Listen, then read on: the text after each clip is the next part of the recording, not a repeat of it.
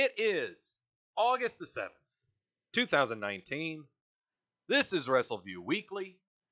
Hi, I'm Doug Lackey, veteran columnist of Wrestleview.com and co-host of Wrestleview Live, alongside the intrepid Michael Tedesco, who will be with me Sunday night, Wrestleview Live, on this YouTube channel following Big Blue Star pay-per-view, Summerslam, the Summerfest. That is going to be going on. Everybody in the chat room go, wee! Hello, Daniel. Hello, Gills. Hello, Andrew. Hello, Kit. Hello, Quentin. You are keeping track of the wheeze, I know that. Shane. Hello, Shane. Oh, man. Shane, about this time you got back to work. How the hell am I? I am fantastic. Mahabharata. Hello there, Mahabharata. From India. Well, thank you very much for joining me. It is in the morning, and I hope to wake you up because I've had plenty of sources, and I am back from a very, very awesome vacation. Okay. I apologize for there being no Wrestleview Weekly last week because I was not here. I was out there. Last Wednesday was my 40th birthday. Man, do I feel old. The hair makes me look like I'm old, but I don't sound the part, and the ladies tell me I don't look the part, especially my good lady Deanna. Hello, Machoon Walls. Hello there. Yes, so last week I was in Cleveland celebrating my 40th birthday, attending my beloved Cleveland Indians. I've been a Cleveland Indians fan since I was 5-6 years old. And quick slideshow just to show you. So, yep, there I am at the Cleveland sign right in front of my beloved hometown. I had a fantastic time back in my hometown. Couldn't have asked for better weather. It didn't get above 80 degrees. Light breeze at 10 miles an hour. No clouds in the sky. Oh, man, it was just gorgeous. Gorgeous, gorgeous weather. But on Thursday, here I am attending Indians game, playing the Astros. It was a bummer of a game. We lost that game 7-1. But here I am on my third base seats. Man, those were good seats. Had a really, really great time at the game. But on top of it all, my girlfriend Deanna, kind of gave me a surprise. Yeah, she gave me a little surprise on the video board. Yeah, no, those aren't, well, I would like to think that those people on the screen there were cheering for me, but no, they weren't. They were just cheering that they were on the big screen. But yeah, she got my name up on the screen, and I'm a happy boy with my straw hat that's got the Chief Wahoo on the front that I bought over at the gift shop. And no, it was just an absolutely fantastic time. Great way to recharge the batteries. Man, was fun. Let's see. Yeah, I hear on the Fox Sports casts and also on the radio broadcast, they give birthday shout outs, but those are for older people. I'm not that old. Okay, not until I hit 80 do I think that I will hit the telecast. So, had a fantastic time. I am right now just beered out. I think I drank Kalisto's weight in beer while I was there. So, for our sources today, we're doing the good old-fashioned rum and coke, Catman Coke. There's going to be some good sources for us today. Let me get my shiny mug off the screen there. Because, man. All right. So today, first off on the show, going to be reviewing the go-home episodes of the Red Show and the Blue Show of Raw and Smackdown. Got a bunch of headlines to go over. A lot of stuff coming down the pipe today that we've got to talk about.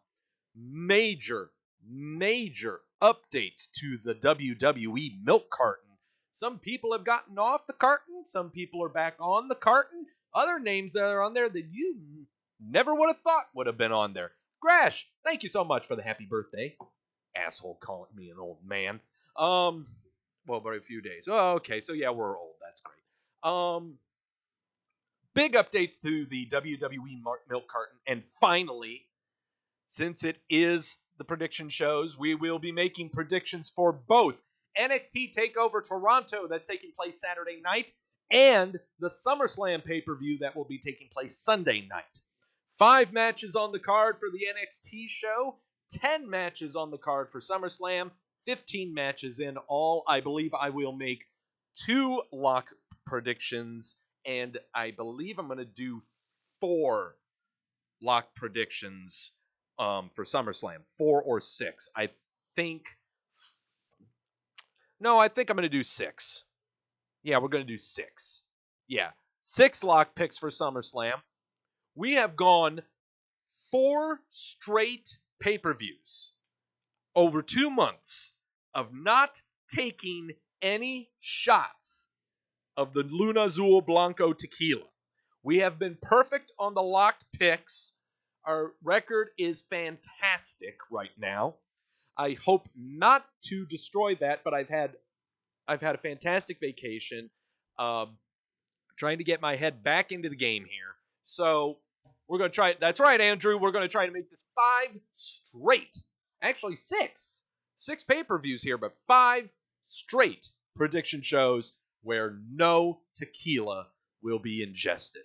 But of course, as you all know, if no tequila is ingested, that doesn't mean it's going to be a sober show, because we dip into the scotch to celebrate on the next show. So, 15 matches to predict, 8 locks, and 8 prayers that we don't sip on the tequila. Take me a sip of the sources here. Glass Cleans. Hey, I think that's how I'm going to pronounce that. Howdy. Welcome to the chat. Welcome to the show. My tequila streak is on scale with Undertaker's Mania streak. I don't know, Daniel. It could be. Could darn well be. I mean, we've made a lot of locks, and they've gone successful. I am very, very confident in this weekend's locked picks, because there are a lot of matches on SummerSlam's card that are going to be very, very easy to predict. But also, one caveat about SummerSlam's main announced card of 10 matches, they are all singles matches. The last time we had a pay-per-view or a major event card with no tag team matches or multi-man clusterfuck matches was the Super Showdown pay-per-view out of Jeddah, South Dakota earlier this year. So, yes. Oh, and also, I got this Nito Kino new shot glass to take the tequila shots in to make me feel a little better when I take the shots, you know. So I got to feel a little happy when I do that. So, all right. Glad to be back at the helm. Belch. Giving out the belches because, yeah, professional. All right.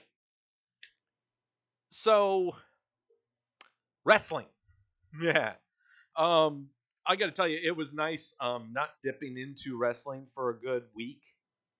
Sometimes you need a week off to do it. I picked a good week, I think. But now it's time to dip into the go-home episodes of Raw, and an old fart is coming back to redeem himself from a really horrible match in South Dakota.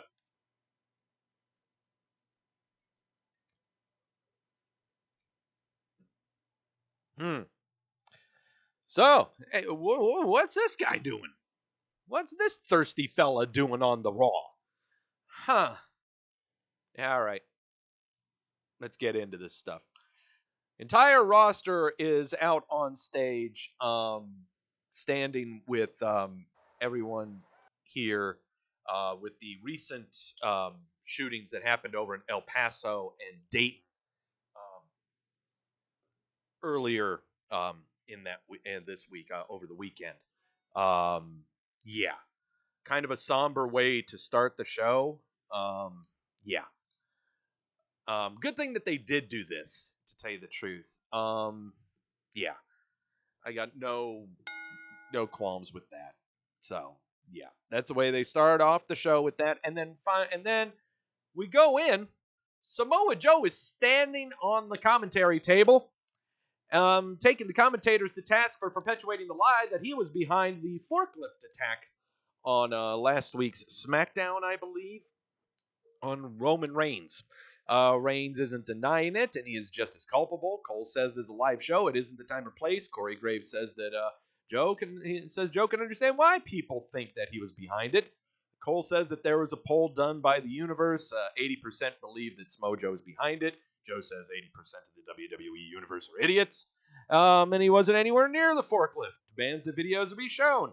Ram Prasad. Hello there. I'm feeling fantastic. Thank you so much from India. Everyone from India is watching me right now. Thank you all so much for joining me here. We're covering the episodes of Raw that happened earlier this week.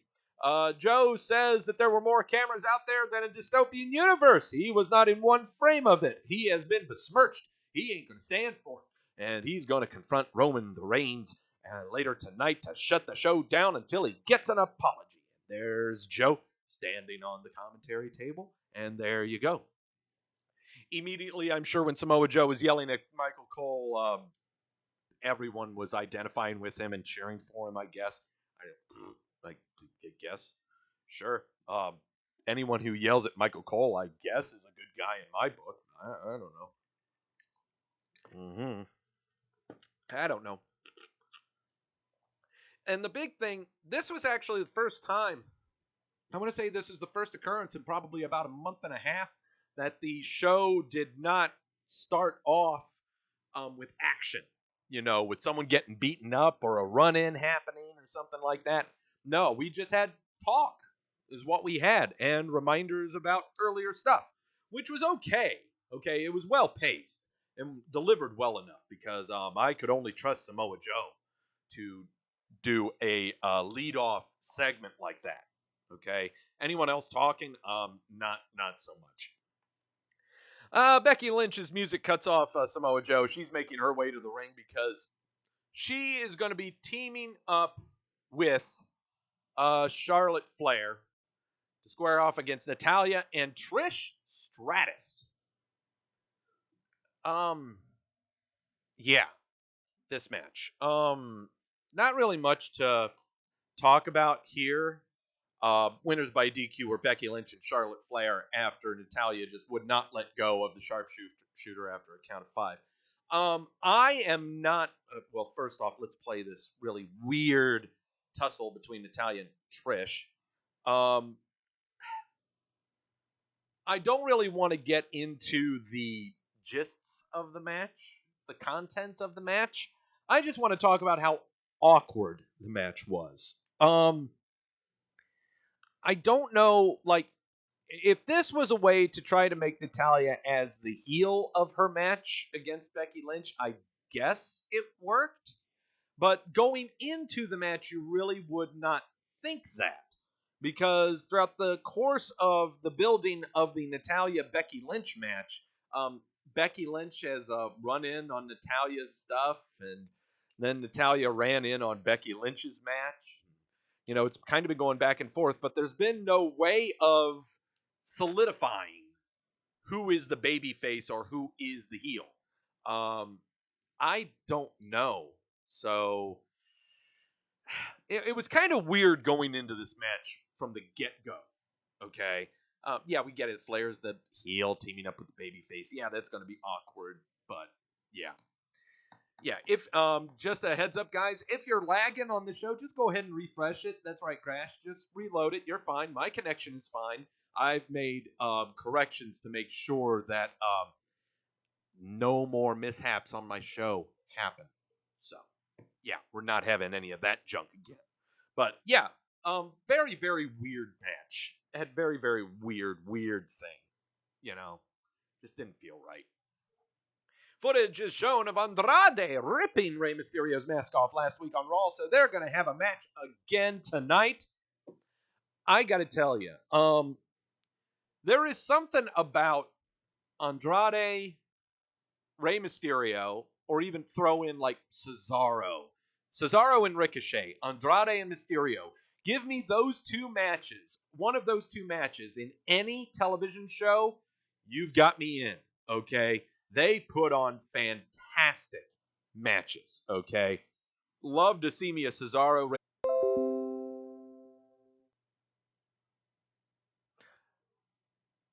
All right, we're back. We're back. We're back. I know I said it wouldn't happen, but you guys are the ones that cursed it in the chat room, okay?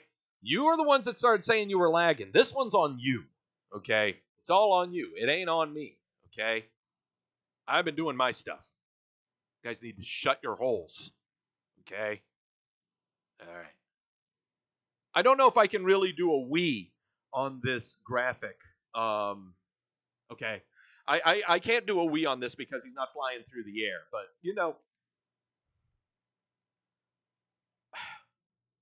trying to organize my thoughts here for a little bit.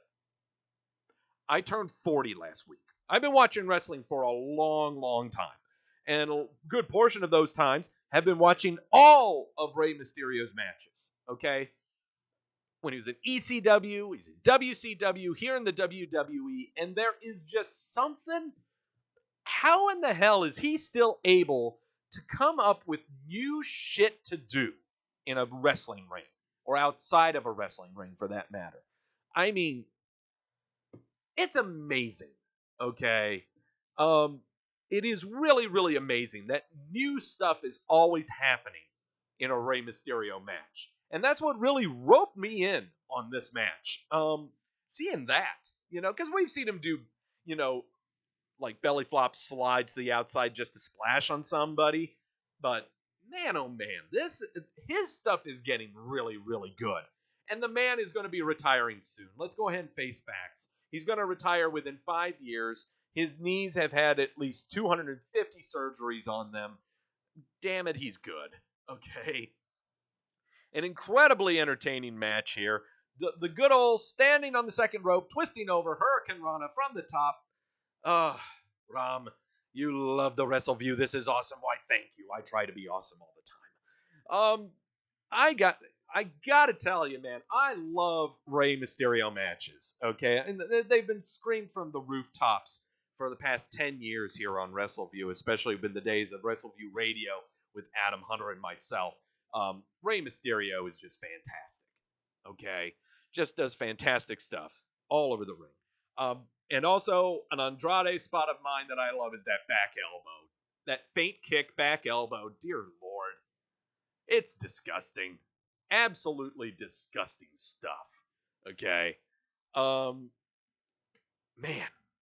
This match had me going, But Andrade would get the win with some chicanery from Zelina Vega on the outside and him locking in the hammerlock DDT for the finish. But during the match, he would get the double knees in on Rey Mysterio. And, okay, so I don't think I can do a we on this spot, but, man, okay, so monkey flip into up on the shoulders, destroyer. Jesus. Rey has been incorporating a lot of destroyers in his movesets now. Daniel asking, is this match on the card? Nope. Neither of these two guys are on the card. In fact, there were some matches that were scheduled for the card that were instead aired on TV. We'll get to one of those coming up on SmackDown later on. And they weren't initially advertised, but I'm sure they were planning to. Cedric Alexander is going to be taking on Drew McIntyre with Kurt Angle as a special guest referee later on tonight. And we're going to have a contract signing involving The Miz and Dolph Ziggler. We're supposed to have a match at SummerSlam, we think. Video package is airing now of Maria Kanellis, the first ever pregnant champion in the WWE, attending her OBGYN appointment around about 2 in the afternoon on Monday with her husband, Michael. The office looked very drabbily decored. I'm going to have to ask Deanna whenever she goes to her OBGYN appointments what their offices look like because, man, you told me you couldn't really rent out any office space for maybe one day to do this shoot. You really had to do it in the arena with curtain backdrops and stuff. Really? You couldn't have done a whole, you remember when Daniel Bryan and Kane had their therapy sessions? You couldn't have done something like that. But no, you had to make a shabbily put together office space in the... But I digress. This whole segment was fun. Mike pinning Maria while she was being attended to in the stirrups during her appointment, bum rushing out the door with the belt only to be met up with a disguised R-Truth as a pregnant woman, only to be and getting schoolboyed for the title with an... I think what's even more disturbing is that Carmella is in the seat next to him, looking as masculine as she can to say that, yep, I'm the one that's responsible for that coming out of her. I mean, seriously, this is fantastic stuff. Fantastic stuff. Was it stupid? Yes. Yes, it was stupid. All right. However, fuck your shit. Fun things are fun. Okay? This is fun. Stop it. All right? I've even seen arguments on the Twitter and the message boards and shit about how the 24/7 title is losing its relevancy. How this belt is losing its credibility. I want to let those statements sink in. Okay? If you know anyone who is taking the 24/7 title seriously and is angry by these segments, refer them to a local physician. Refer them to a clergy. Refer them to someone who can help them. Okay? They need help. If you know anyone who is angry with these 24/7 title segments, all the stuff that's been happening on YouTube, everything involving R-Truth and Drake Maverick, everything involving the Canellises. I think that's plural for Canellis, I think. Canellis? Canellises? Canellises. Yes.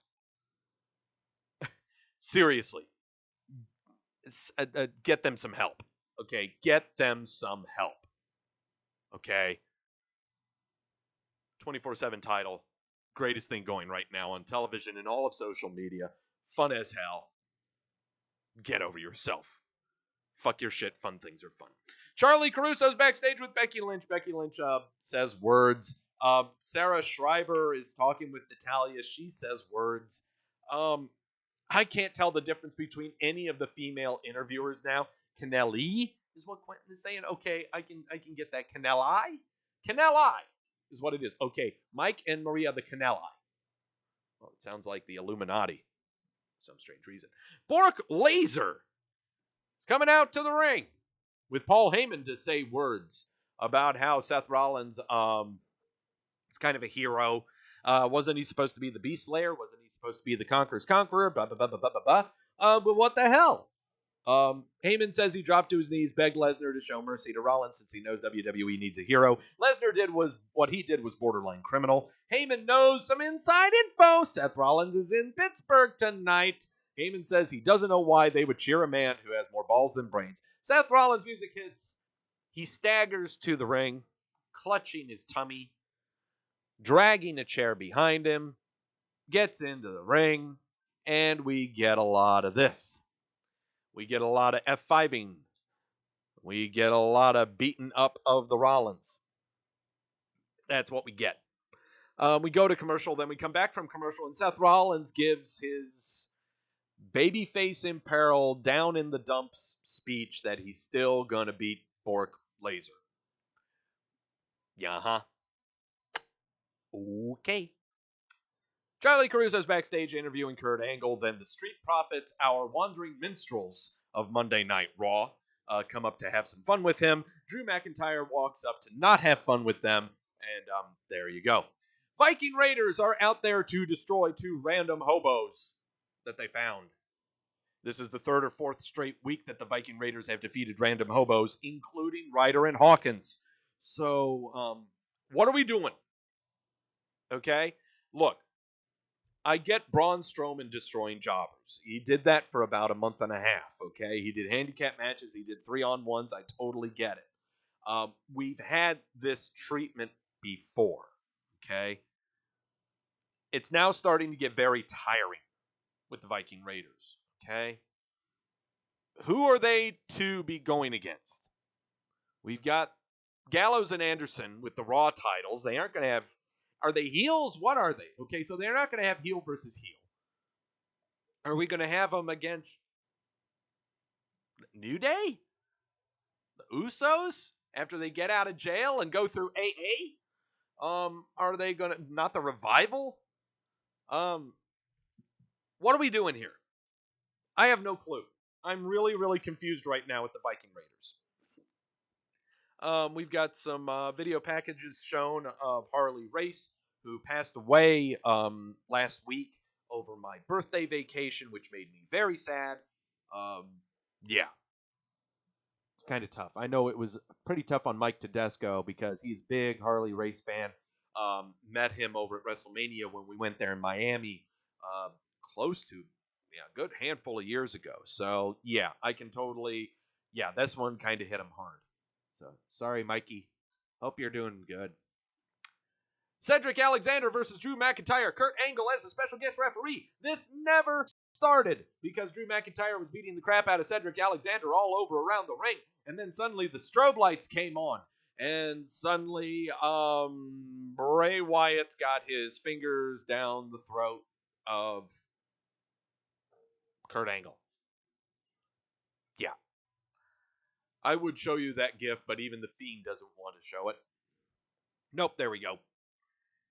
Yep, there we go.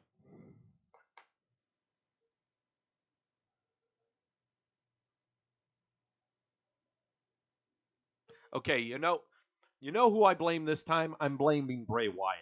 Okay? I was showing him shoving his fingers down Kurt Angle's throat. Okay? But then Bray Wyatt, with his freaky strobe lights and high-pitched squeals all around, I just let him in. Okay? He had a hell of a time getting through the stream, but he finally came in.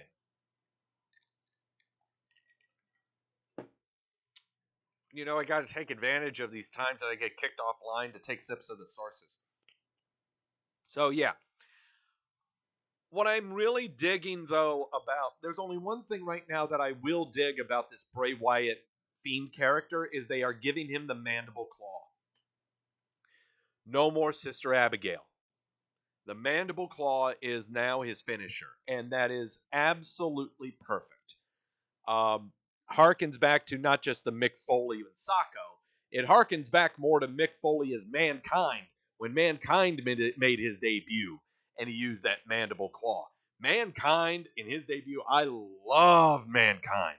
Oh, I thought that was just a fantastic character. Mick Foley's method acting combining with that was just absolutely brilliant.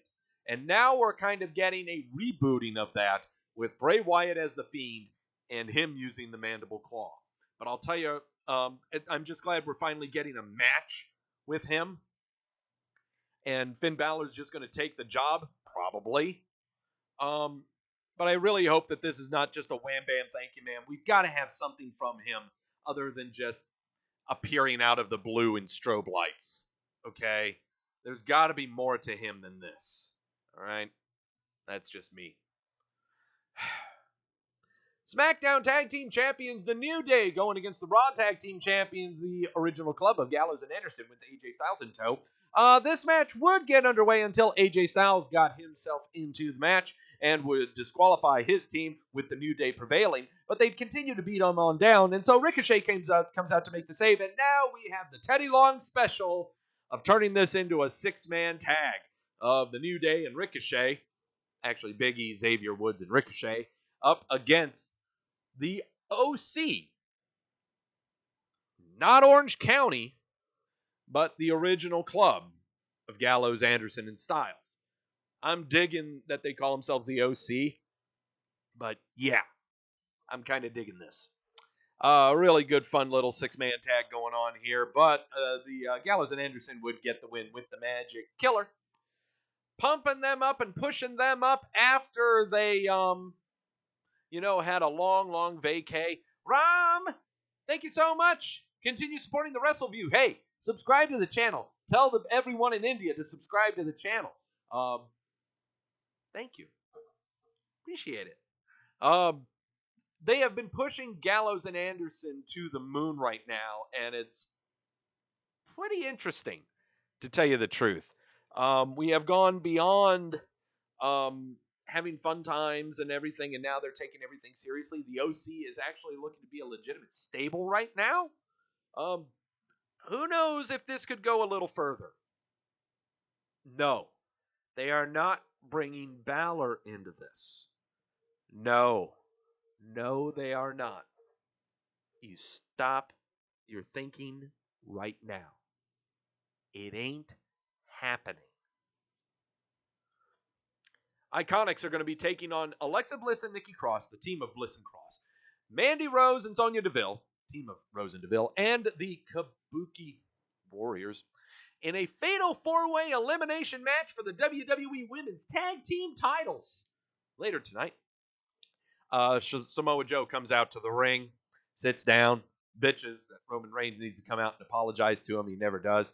He hears that Roman Reigns is outside the parking lot. He goes out to the parking lot to check him out. Hey, what's up? Oh, crap! There's a car. So yeah, here we go. So now we know Samoa Joe's not behind it. So who is in the car? And more importantly, on top of that, so why don't we just stop the car? Why don't we get some license plates? Why don't we, it's not really that big of an accident. It's not really a T-bone. It was, okay. But yeah, it is a very interesting angle. The whodunit angles, I think, are really fun in the WWE when it's done properly. And I think right now, the forklift accident was really bad because of all of the different camera angles that we had. It just did not feel right. But this one involving the car felt really good. So it got me a little more intrigued into the whodunit of who's messing with the Roman.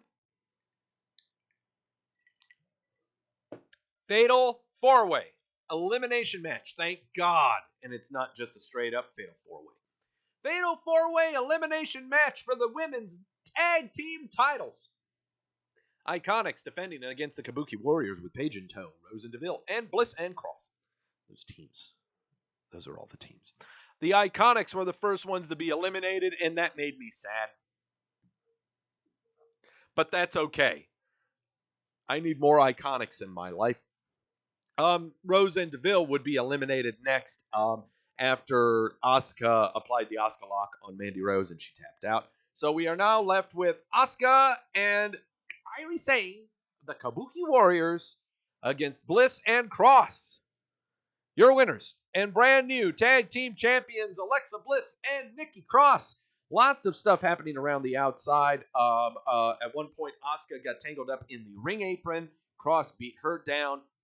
Alexa Bliss would drop kick her from behind. Kairi Sane is still on the mat, prone on the mat. Twisted Bliss on Kairi Sane. Your new winners are Bliss and Cross. But I will really miss the Iconics having the titles because they would be on the YouTubes and everything all the time. God, I really, really hope an interview shows up on SmackDown at some point when they're showing up. I know, Daniel, I'm trying to gear myself up for it because I love Billie Kay. Okay? I don't care how horrible she is in the ring. She is just fantastic. Okay?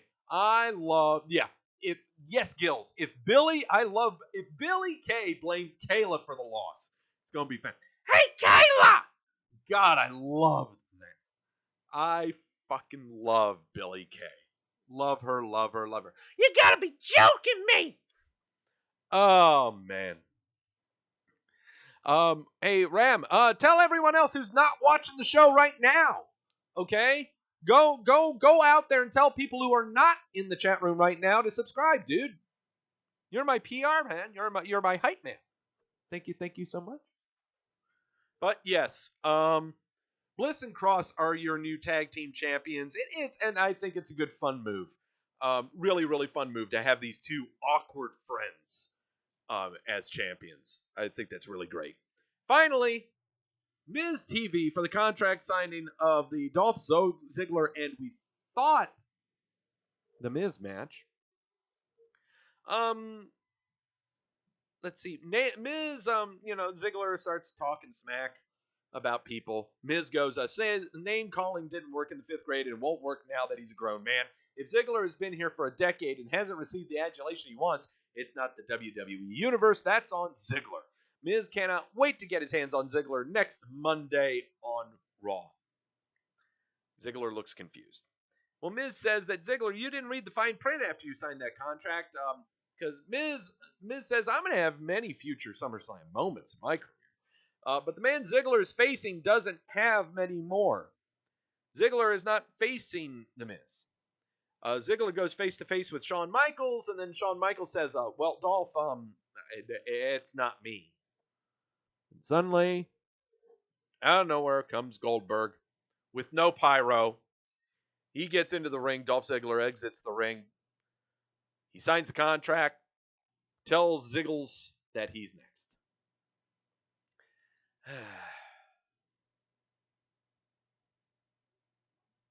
Wait for it. And the super kick. Eaten. Yes. Sorry, no wheeze on Raw today. Sorry. It was a nice surprise for Goldberg to show up. We really didn't think we would get it this early, but you know what? Yeah, we kind of figured this was going to be happening. What did everyone think of Monday Night Raw? 78% give it a thumbs up. That never happens on Monday Night Raw. Monday Night Raw usually gets a thumbs down rating every single week because everyone watches Raw. So, that was the go-home show of the Red Show.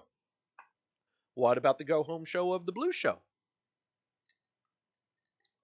Can SmackDown carry on with this momentum from the Red Show? Take a sip of the sources. I'm going to take another sip of the sources while I do a scene transition.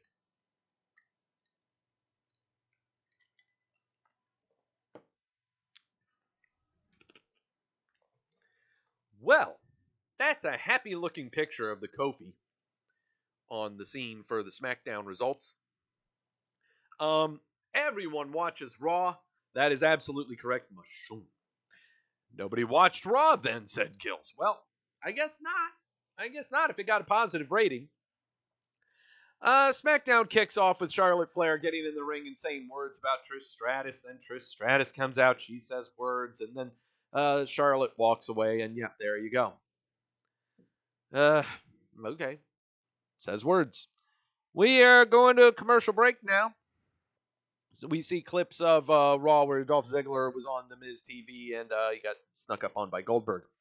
So that's going to lead us into a match of Dolph Ziggler versus Rey Mysterio, which never gets onto the boards because Dolph just attacked Rey Mysterio before he got over the match even started. Dolph Ziggler even lampooned off of Goldberg's entrance to make his way into the ring. That never happened. That match never happened. But Ziggler gets on the mic. He starts talking smack about Goldberg. But then Ali's music hits. And so we get Dolph Ziggler versus Ali, which didn't last long. Dolph Ziggler with the win with a headbutt followed by a super kick. Goes for the cover, gets the pin. Yeah. To give momentum into giving us the notion that Dolph Ziggler is going to have a good match against Goldberg after he had a match against Ali. Try to make the comparisons between Ali and Goldberg right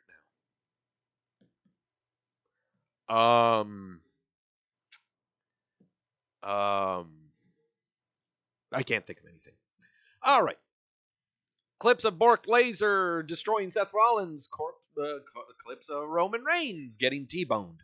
We got an interview with Roman Reigns, and he says words. The big one that he says, well, first off, he was being interviewed by Kayla. Hey, Kayla!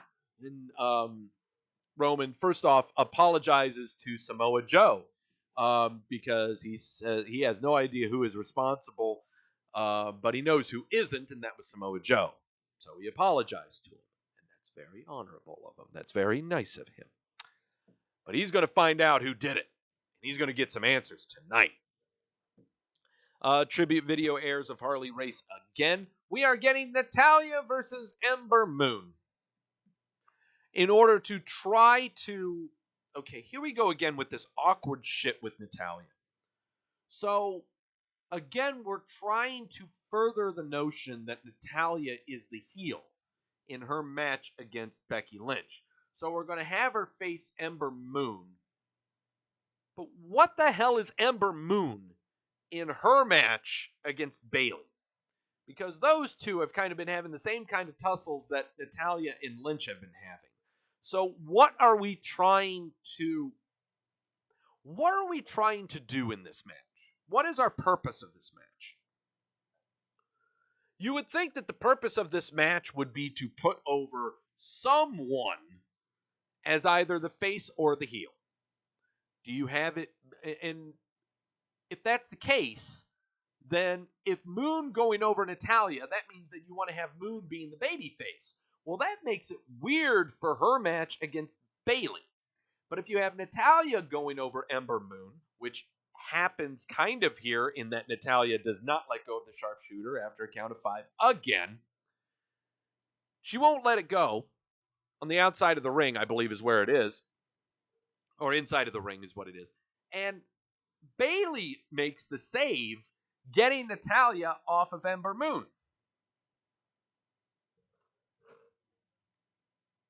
So let me get this straight. Natalya heel, putting sharpshooter on Ember Moon, who we believe is babyface. Bayley comes in to make the save on Ember Moon's behalf, but the two of them for the past 2 or 3 weeks have been putting each other in predicaments where one gets Bayley debellied or the other one gets eclipsed. And so it's not... God, my head hurts. My head hurts with this. It makes me long for the days when the entire women's division had no faces or heels, because they never had storylines, because they just had matches for the sake of having matches, and it was just for the sake of equal opportunity. You know, this one is just downright confusing to me. Both of these women's matches going on SummerSlam are downright confusing. Okay? Making me hold my pen like this. Sources. I don't get it. I won't get it. Kevin Owens, edition of the KO show, because he wants to take out Shane McMahon. He calls out Shane McMahon. Shane McMahon comes out and he does his stupid little struts, and has the dude call out his name, which is fantastic. Tries to put the beat down on Shane McMahon and everything, but Elias does a run in. They all tussle with each other. Kevin Owens gets thrown into the table. Shane pushes the table over on Kevin Owens. He does a drop kick of sorts onto Kevin Owens, who was, So there you go. He drop kicks. He did stuff. The feud involving Kevin Owens and Shane McMahon has really grown on me, says Roy. That's good for you, Roy. Oh, boy. Gil's saying Alicia Fox would turn every week. I have no idea. Alicia Fox right now, I don't know. God damn it. You're making my head hurt even more. Sami Zayn walks down to the ring. He says words about Aleister Black. He gets in the ring, says the last week he came to SmackDown and offered Aleister Black a gift. Help, service, a match at SummerSlam where he would beat him and expose him and unburden him of the hype. How does Black respond? With silence. Instead of responding like a man, he locks himself in a dark room because he's safe there. That way people can keep talking about how cool he is. But the truth is that Black doesn't want to fight Zayn at SummerSlam because he knows he'll beat him and rids him of the hype and all will be gone, and that terrifies him. Aleister Black says the match isn't happening at SummerSlam. It's happening now. So we have Aleister Black versus Sami Zayn on SmackDown. Black masked by Black, and Aleister Black gets the win. Cutting backstage. Okay. I really wish I had a gift for this. Shelton Benjamin is shown backstage and just asked the question about the 24/7 championship and if he would ever compete for it. He just rolls his eyes all around, smiles, and walks away.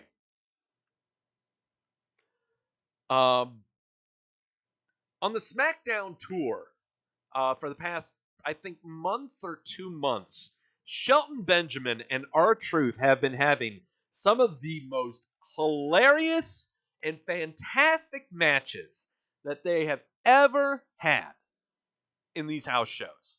So that is what is being prepared right now. Okay? Prepare yourself for the second coming, third or fourth or fifth coming of Shelton Benjamin, and it will be in his greatest role ever as comedy relief. He is absolutely fantastic as comedy relief. Okay? This is going to be his new role. And it's not going to be in the form of videotaped.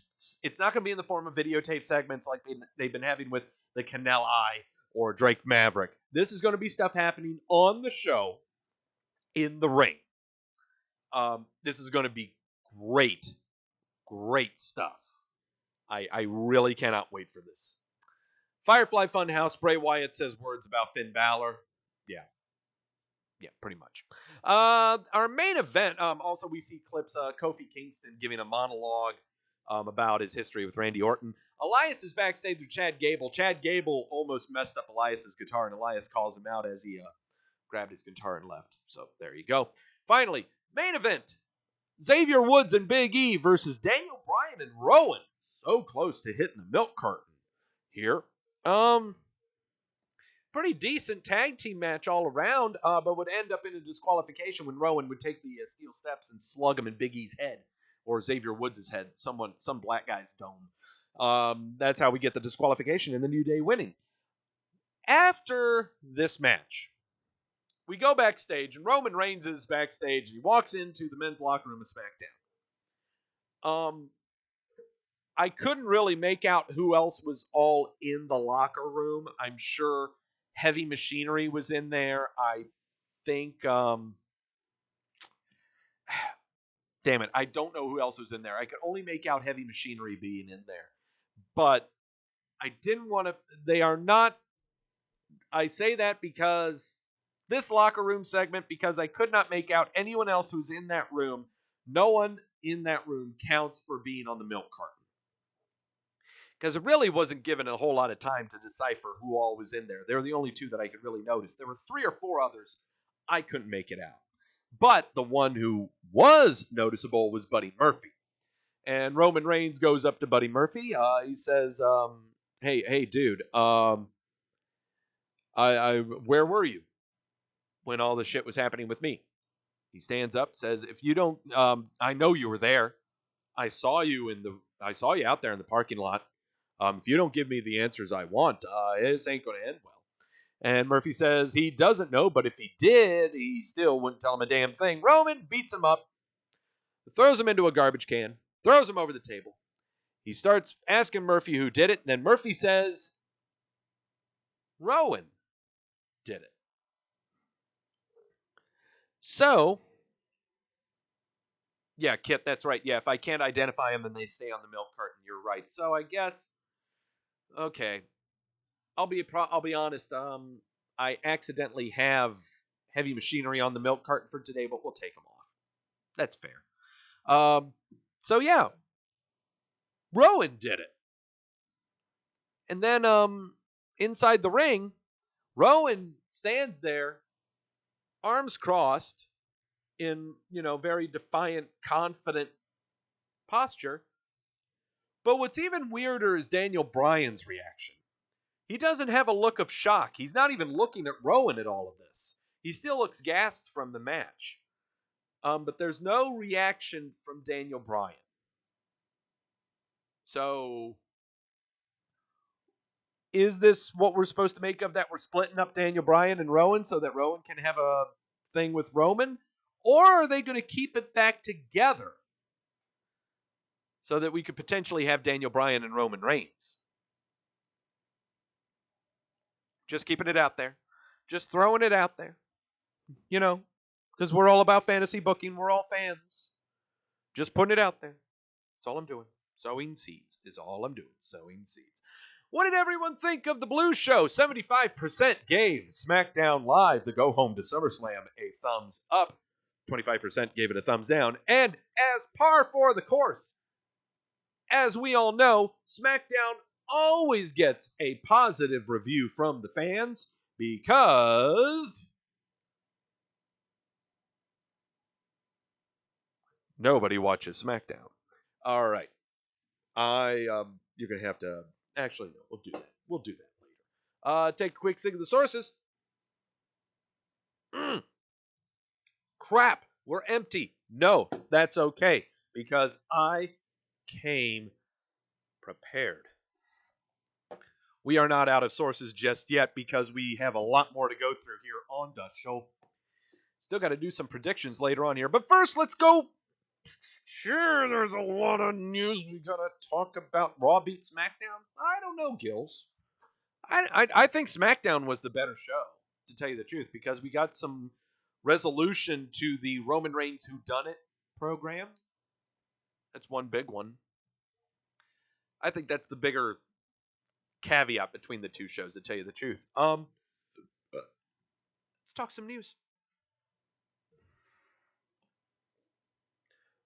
Don't mind the noise in the background. I need ice in the glass.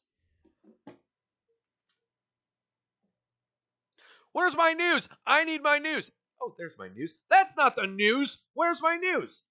There's my news.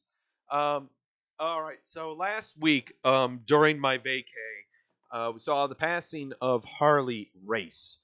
Yeah, this kind of tough. 8-time NWA World Champion, WWE Hall of Famer, passed away, lost his battle to lung cancer at the age of 76.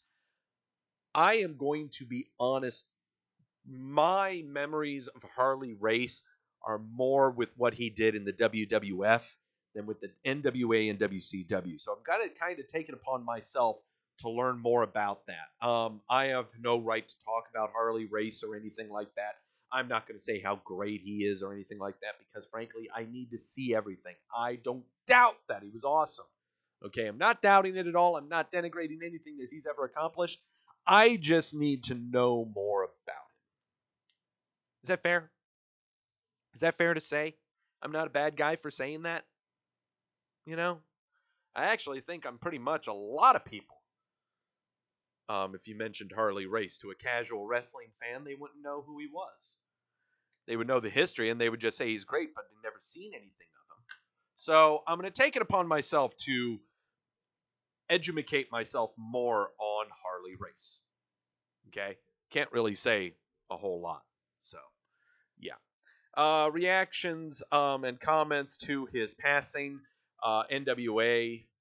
Today, the world lost one of the toughest men ever to walk God's green earth. Ted DiBiase, the wrestling world has lost another legend, and I have lost a dear friend and mentor. You are loved, and you will be very much missed. Dustin Rhodes, R.I.P. to one of the greatest performers there ever was. Hulk Hogan, love you, my brother. Mick Foley, we lost a true legend today, one of the toughest men and one of the greatest champions our sport has ever known. I loved working with him, loved talking with him, was proud to be his friend. AEW sent out a statement. Impact sent out a statement. More from the wrestling industry. We have Vince McMahon. We literally lost. Harley Race was literally the king of his profession for 25 years. Long live the king. Triple H, everything about Harley Race commanded respect. Today our world mourns with all the respect you deserve. One of my favorite people in the business and in life. Vader's son. My father learned from many, but he always said he had two real mentors in the business. Harley Race was one of them. Harley was one of the greatest to ever lace him. Thank you for what you've done for this business, and thank you for everything you've done for my family. Cody Rhodes, thank you, Harley. So many legends in the industry. We tell you he was the toughest to ever do it. He never stopped giving. I remember when he managed Vader, he would still try and scare me backstage. 10 pounds of gold never looked better on anybody. Natalia, the Hart family loves you forever. King Harley Race, grateful I got to tell you what you meant to my grandfather's stew. who adored you. Nick Aldis shaking hands with Harley Race. Hurricane, Shane Helms, RIP to a true legend and an icon in the business, handsome Harley Race. If you're a true student of the game, then at some point you studied Harley Race. Thank you, Harley, for your kindness and your respect. William Regal, on January 25th, 1993, and I met a great man who became a great friend and mentor. A proper man in and out of the ring, one of the true greats. Harley Race passed today. I'll be forever grateful for the time I've spent with him. Finally, the biggest comments coming from Ric Flair.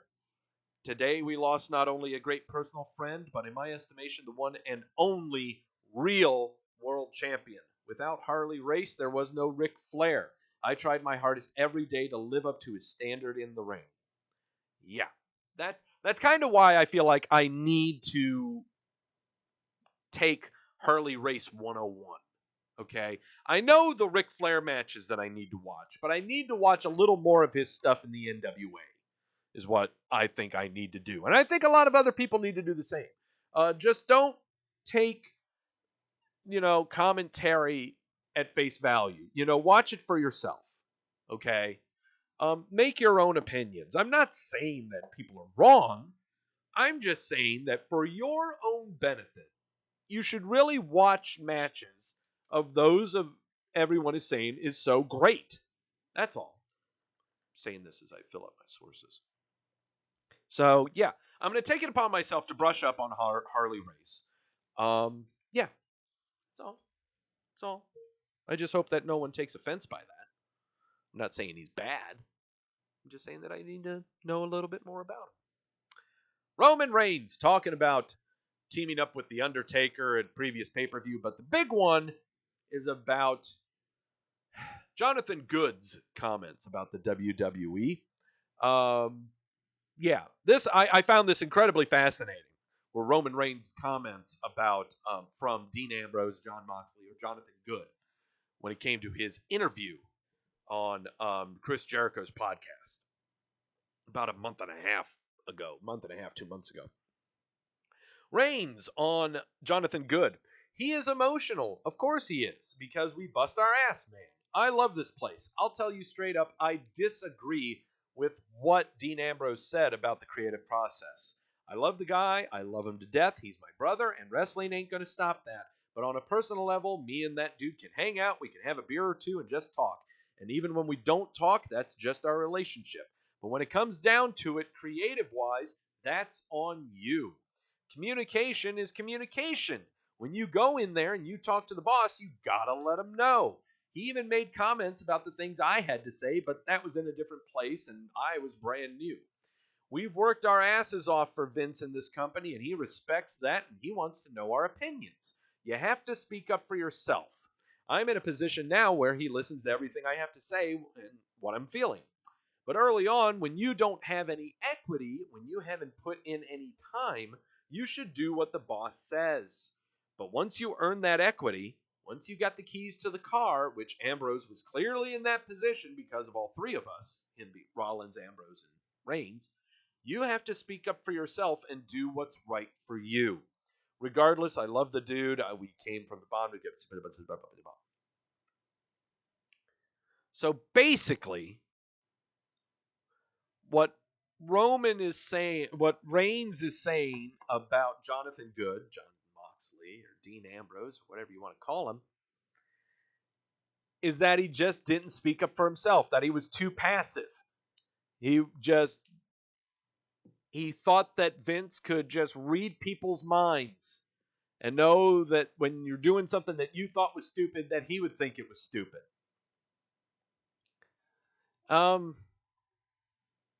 But also, there's a big difference between Roman Reigns saying that something wasn't working to Vince and Dean Ambrose saying that something wasn't working to Vince. There is a big difference between the two. One of those two was given the ball and, let's be honest, did pretty decent. Okay? Might not have cut a decent promo, but Roman Reigns can do it in the ring. Dean Ambrose, on the other hand, not so much. When you can't look good with Brock Lesnar, Ugh. Yeah, watch that match between him and Brock Lesnar at WrestleMania and tell me if he had enough equity or stake in the game as Roman Reigns did. Ugh. Former Impact and Ring of Honor star guest coached last week over at the Performance Center, and that was Chris Sabin. Chris Sabin started off introducing himself, and there he is. He's a little guest coach that stopped by the Performance Center. Oh my God, he's joining the WWE! Holy shit! They're gonna start a whole Canada stable, is what they're gonna do. Oh, Chris Sabin, I can't wait. I can't wait to see him no sell everywhere. He stopped by for only a week, and he went back to doing Chris Sabin things. Stop it. Get over yourself. But someone that they did sign on a permanent basis that came down the pipe this week is Pat Buck. Pat Buck has been hired by the WWE to be a producer. He issued out a comment on the Twitter saying it's been a wild 18-year journey of wrestling many matches, coaching many talent, promoting many events. I'm elated to join the WWE and start a new chapter. He is the owner of the promotion WrestlePro, and he recently was a guest coach, just like Sabin was, over at the Performance Center.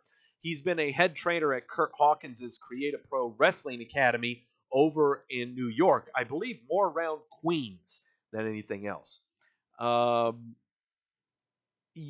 Also, earlier in Pat Buck's career, he would serve many a times on WWE television as a jobber, as a random guy to be in squash matches. I think his most talked about one, I believe, was against Crime Time, well over 10 years ago. But yeah, so Pat Buck, I mean, this guy, he's put some time in the business, okay? Now, whether he knows a lot about television production, that's a different story. But when it comes to maybe helping the talent, that's completely different. So, going to be interesting. Pat Buck helping out with the production roles with the WWE. Sami Zayn is hosting a stand-up comedy benefit event during the SummerSlam weekend. There in the Toronto, he's being joined by James McGee with Montreal Improv. They're going to have some couple of special guests there, including Renee Young for this fundraiser that he's doing. This sounds really interesting. I really, really hope that this will make its way onto YouTube or somewhere for us to check out. I do like improv comedy. I really wish I could do it. I'm not very good at improv. I'm better at doing stand-up than I am at improv. My delivery is better scripted than it is on the fly. I would not make it in pro wrestling. At least I don't think. Date and location is set for the next WWE event that's happening in South Dakota. PW Insider is reporting that the next WWE event in South Dakota is going to take place Thursday, October the 31st. Halloween. The event will emanate from Riyadh at the King South Dakota University Stadium. Yeah. This will be the fourth show in the second year of the 10-year deal that the WWE has with South Dakota. So, hello, Nafis Sadat. You're not late to the party. The party's just getting started. Ram Prasath saying that the WWE is coming to India in October. Well, that's cool. I would imagine they'd be around in your location since they're doing their show from South Dakota in Halloween.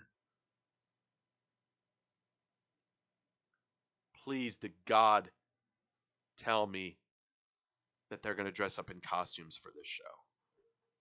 Oh, for the love of God, please tell me I am going to get a Halloween-themed match coming from somewhere that has no idea what the fuck Halloween is. Please make this happen. This will be the fourth pay-per-view they've had from this location. And the past ones they've always had some kind of big, magnificent thing to make it seem over the top. You know, they had their greatest Royal Rumble. They had the WWE World Cup. Then they had the world's largest battle royale. This time, it gets stupid. This time, it gets stupid. We're going to have wrestlers cosplaying. This is going to be so stupid. Ugh. Oh, my God. This is going to be so dumb. It's going to stink. This is going to be bad. Okay? What are they going to do? Undertaker Sting. It's happening, isn't it? Oh, this is going to hurt. Oh, it's going to hurt so bad. Oh, that's going to hurt so bad. Undertaker Sting. They're going to do that, aren't they? They're going to do that. That's what they're going to do. News from the t-shirt company in Jacksonville. They've announced, AEW has announced the locations for their second and third television tapings in October on TNT after their debut. The second episode is going to come from Boston at the Agganis Arena on October the 9th on a Wednesday. And then after that, they're going to be going to Philly on Wednesday, October the 16th, and film from the Liacouras Center. Understand that these two arenas that they're going to are on college campuses. In Boston, they're going to the Agganis Arena, which is part of Boston University, and then they're going to be in Philly at the Liacouras Center, which is part of Temple University. So I'm going to tell you right now, that's smart on their part, okay? AEW is making some smart decisions here, taking these smaller arenas, especially on college campuses. Do it on a college campus. You're insured to get some people in those seats, especially if it's free. Especially if it's free. Yes, more news down on the pipe. Let's talk about people worried about ratings. Oh my God, the Fox Smackdown contract is going to be starting in October. The ratings are so bad. Fox is telling WWE they need to get their shit together. Oh God, they're going to go down the pipe, and then AEW's going to take over. Website The Big Lead recently interviewed Mark Evans. He is the senior vice president of sales at Fox Sports. And they interviewed him about SmackDown moving to Fox Sports in the fall and the declining ratings on the USA Network. He says, quote, "We feel how we're going to present and how we're going to promote the WWE is going to inject it with such a new life. It's going to be a home run for us." During the WWE's earnings call on July 25th following the release of their second quarter results, WWE co-president Michelle Wilson said that Fox would soon be heavily pushing WWE across all platforms ahead of the move. NFL preseason games are going on right now. Most of them are on Fox. Yeah. So you're going to be seeing it there. The NFL season will be full underway. Fox will have its largest audience pushing SmackDown. You're going to see some performers in the booth with Troy Aikman and Joe Buck talking about wrestling and whatever football game is happening. Prepare yourselves. They go to Cleveland, they're going to talk about with The Miz. They come to Miami, they're going to have Roman Reigns in there. They go anywhere. You pick it. They're going to have a wrestler in the booth in almost every single headlining game. The ratings are going to be just fine. Just fine. Okay? There's going to be so much cross-promoting, even when SmackDown hits the air. Oh, God, Daniel, you're right. What about college football? Oh, fuck. Forgot about that. On top of that, once the SmackDown contract's going down, who are they going to have promoting from Fox to be on SmackDown's shows? Oh my God, it's going to be obnoxious. You will not be able to stomach an episode of SmackDown without someone from a Fox television show appearing at ringside. Be thankful Malcolm in the Middle is canceled, because those are the only people that would be showing up at those shows. Can't wait for SmackDown to have the guest host a Homer Simpson. How about Bob's Burgers? How about Family Guy?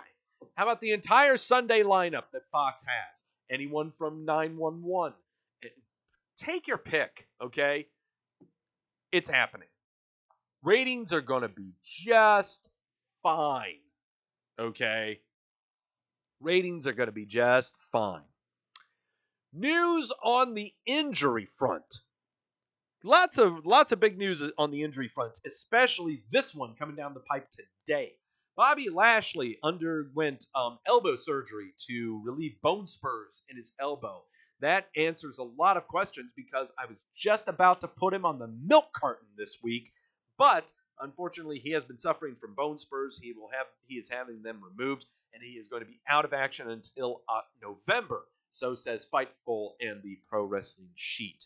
So we are expecting to see him back maybe around SummerSlam times. Sounds about right. And I think that's a good time to do it, too. It's a very good time to do it. Ruby Riott underwent her second shoulder surgery this year, doing reparative bilateral surgery on both rotator cuffs. This is the same surgery that Sami Zayn underwent last year. So, once again, she is on par. Also, Rachel Evers of NXT confirming that she underwent knee surgery for a torn ACL at an NXT live event against Lacey Lane back on July 27th. Yep, there she is, getting her ACL all worked on. So, Rachel Evers on the shelf with NXT. Ruby Riott doing just fine. And finally, Kevin Nash, who was hilarious on the Twitter with a picture of this and saying that he's tore his quad again after trying to bum rush Area 51, recently revealed that he underwent stem cell treatment on his neck Thursday. He posted a short video on Twitter showing him receiving the treatment Friday, noting that he woke up with his high hand wasn't numb. But there's the video. I don't want to show it. But there he is. He woke up this morning for the first time in 7 to 9 years. My right hand was not numb. No placebo, real results. I was so bad those 50 million cells in my neck said, shit, we haven't time to unpack. We gotta go. I haven't smiled this much since holding my son for the first time. That's a mighty big smile. But no, awesome for him. Awesome for him. Okay. Stem cell research. Invest in it, government. Fuck the Bible. Dead bodies help. All right, your list of injuries. Let's go over them real quick. Jason Jordan, neck injury. He has been out for 3 years. We have no idea what's going on here. Still on the main roster. No announcement. He's been backstage on Raw for the past year. Just say he's retired. Please, just say he's a producer of some kind. Tomato Chomper, neck surgery. He is recuperating very, very nicely. We slated him for a return in December. Looks like he'll probably be back in time for NXT Takeover for Survivor Series in November. Wanda Rousey had a broken hand and wanted to have a baby in her belly. She may not be back until WrestleMania. I actually want to maybe put that a little further than WrestleMania. We might be looking at next year's SummerSlam. Nia Jax, reparative surgery on both ACLs. She is moving along swimmingly. We should see her in time for the Royal Rumble. Not a problem there. Jeff Hardy, if he's not drunk in Myrtle Beach or crashing his car on Highway 49 down the road from me, he's having surgery on his knee and won't be back until Fastlane of next year. Ruby Riott, we just said, second surgery on her shoulders, bilateral surgery on both. Royal Rumble is when she's slated to come back. Mickie James, ACL surgery.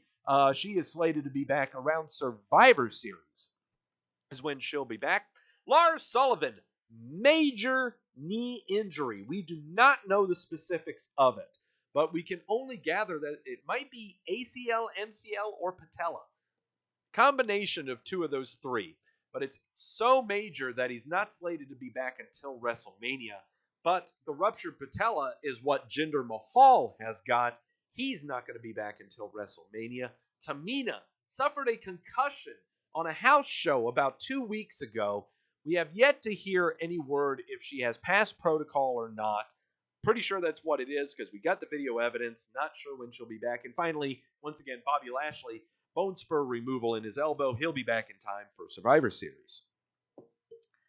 So those are the people that are hurt. What about the people who aren't hurt? What about the people who are perfectly healthy? What about the people who haven't been on WWE television or pay-per-view for, say, 3 weeks? They end up on a very special list. It's a list that got major updates. While I was gone on vacation, you don't think I'm still noticing? You're sure as fuck wrong. I am still noticing. I still keep it going. It is the WWE Milk Carton. Oh my God, I'm so heavy. This hurts. Yeah, let me make a quick edit here, guys, because I got to make sure to take off heavy machinery. We confirmed that. Starting off the milk carton with a very peculiar case with this. Akam has not been on WWE television since July 16th when he took part in a run-in involving Kevin Owens and Dolph Ziggler, where I believe Shane McMahon sent all the heels of SmackDown out to act as lumberjacks or whatnot during Owens and Ziggler's match on that night's SmackDown. Akam was there, but not Razar. So Corey Graves said AOP, but he was the only one there. Trying to find out word if Razar is injured. This is just getting ridiculous right now with AOP. Injuries have set them back. Storyline progressions have set them back. Bad decision after bad decision by creative, not by them. I've got a very, very strange feeling that they are going to be sent back to NXT. You know, as much as I love AOP, I love them a lot. Okay? I've got a feeling we're going to see them sent back to NXT. And that's okay. Okay? We've got Viking Raiders. We've got Heavy Machinery on the main card. I don't think there's room right now for another heavy-hitting tag team. Face, heel, or otherwise. So, it's kind of what it's looking like right now with Akam and Razar. The B team. We haven't seen them since that same Battle Royal on July 16th. Don't worry. You'll see them go after the 24/7 title. You may see them get trounced by Heavy Machinery in the coming weeks to reacclimate Heavy Machinery back into the fray. Liv Morgan. Have not seen her since she had her match with Charlotte, and she grabbed the mic saying that she needs to come back and she needs to be real. Well, she might be coming back soon, and she might be a little more real. Might be a little angrier. Still have a blue tongue, but still might be real. The blue tongue could be real. I don't know. I don't know what's real or not about her. That's only the first time she's shown up since the Superstar Shakeup. But July 16th, we haven't seen her since then.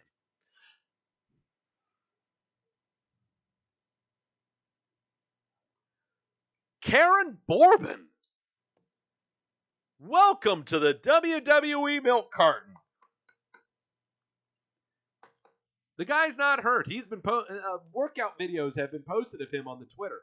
He has not been seen since July 15th's episode of Raw when there was a big battle royale to determine who would be the number one contender for Brock Lesnar's Universal title at SummerSlam this Sunday. Wow. Yeah, I'm in shock. Yeah, Karen Bourbon. He's on the milk carton. Will he stay on it for another week? I don't know. Vacation time, asks Crash. You know what? Well, it's true. He has been perfectly healthy ever since his debut with NXT. Okay? He has been perfectly healthy. Okay? No injury time, no break time, no nothing. That's been going on for an outstretch a good 6 or 7 years. He may be taking a little bit of a break. And you know what? It's well deserved. All right?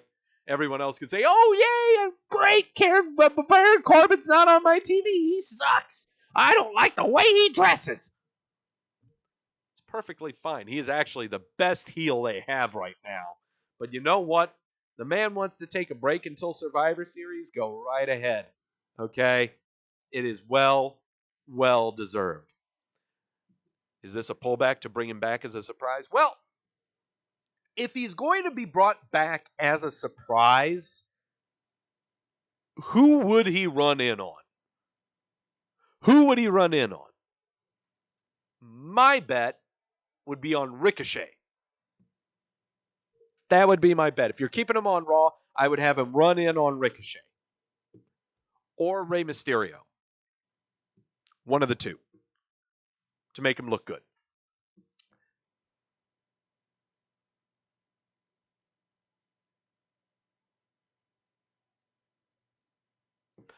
Welcome to the WWE Milk Carton, Lacey Evans. We have not seen her since Extreme Rules when she had her mixed tag Extreme Rules match where she teamed up with Karen Bourbon against Seth Rollins and Becky Lynch. Probably taking a break as well. She is. She's been posting pictures on the Twitter, enjoying time with her family in South Carolina. She's not hurt at all. Enjoying some time. She's actually doing matches for the SmackDown tour at their house shows. Okay, so don't get me wrong. I mean, not SmackDown, on the Raw house shows. She's still on tour. Okay, she's not hurt. But yeah. Huh. So what are our plans going to be with Lacey Evans? This is a humongous question mark. Okay? Because what do you do on a women's roster when your women's roster on both shows are only 5 or 6 deep? You've got a tag team, and then you've got your programs going on for the belts. But when you've already done a program involving the belt, what do you do after that? Kind of in limbo. You're kind of in limbo. Unless you are brought back to rile up a crowd, get them all booing you, bring out the nuclear heat, and then out comes another person who's on the milk carton. Sarah Logan, we have not seen her since July the 8th when she had a match against Bayley in some kind of beat the clock challenge against Nikki Cross, where I believe Nikki Cross faced Dana Brooke. Yeah, that's who she faced. Yeah. So, haven't seen her since then. Don't know if we're going to see her much after that. Unless she's going to be palling around with Viking Raiders, which I think would be fantastic. Razar spoke of him earlier. We have not seen him since June the 18th when he and Akam emerged from Baron Corbin's locker room on an episode of SmackDown, saying that they were glad they got in touch with him when they did. Just ship him back to NXT. That's all I got to say. I mean, I can't think of anything else to really do with them. Matt Hardy has not been on TV since that same segment on SmackDown on June 18th. Matt Hardy right now is too busy enjoying life and the announcement of his third child approaching within the next 5 or 6 months, I believe. He's been posting a lot of stuff on the Twitter saying how hard it is to be Matt Hardy. Yeah, we're in no rush. You enjoy your life, Matt. Stay away from your brother. Rusev. Have not seen him since June the 7th when he was part of that big honkin' battle royale in South Dakota. Yeah. He's busy posting funny videos on the Twitter and down talking everyone in Dirt Sheet Land and pro wrestling news websites about how wrong they are about what they think about his status with the WWE. He is perfectly fine. He's taking a good long vacation. It's well deserved. Sin Cara. Haven't seen him since the June the 7th big battle royale in South Dakota. He's in South America at the Performance Center over there for the WWE. Yeah, that's what's going on with him. Lana. Haven't seen her since April the 23rd. Not since she was at ringside in a match with Kofi Kingston versus Shinsuke Nakamura. Same thing. Just vacation. Nothing you can say about that. And posting sexy pics on the Instagram. Is anyone complaining about that? Lio Rush. Have not seen him since April the 15th when he was at ringside for a big, massive 6-man tag during the Superstar Shakeup episode of Raw, I believe. Yes. Yes, that's what it was. He has been too busy posting videos on Twitter reminiscing about his independent career. Okay? Just release him. Just do it. Okay? Just get it over with. Just release him. Get it over with. That or do something. Have him get destroyed on TV. I don't know. Maybe he could return with Bobby Lashley in Survivor Series.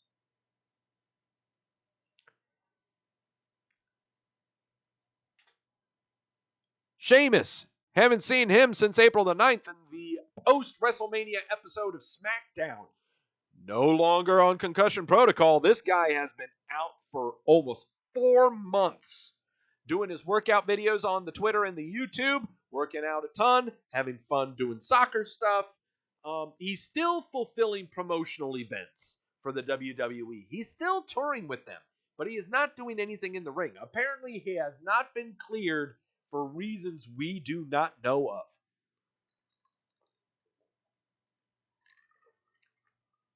Yeah. The Ascension. Haven't seen them since the Battle Royale of the Andre the Giant Persuasion at WrestleMania. Now it has been 4 months to the day since we've seen them. Ship them back to NXT. Please do something with them. They will be fantastic on NXT going against Fandango and Tyler Breeze. Maybe have them try to go after the NXT tag titles. Who knows?